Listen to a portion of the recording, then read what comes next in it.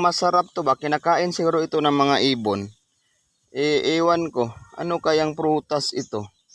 Oh, masarap kaya ito? Oh, gawas to mga taga-bukid ya. Naman tong sigig pahinambog nga taga-bukid. Katong taga-bukid versus taga-syudad. Unsa man ni oh? Oh, hindi ko maila-ila ang tanim na ito kasi hindi ko alam kung ano talaga ito at hindi rin siya tumutubag eh. Kung ano ba ang kanya, ano ba ito na prutas? Nakakain ba ito? Baka mamatay ako, mahilo ako nito. Nako, pero kinakain naman ito ng ibon. Ano kaya ito ba?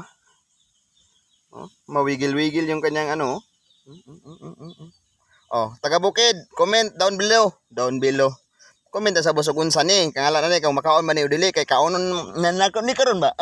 Ay na. Oh,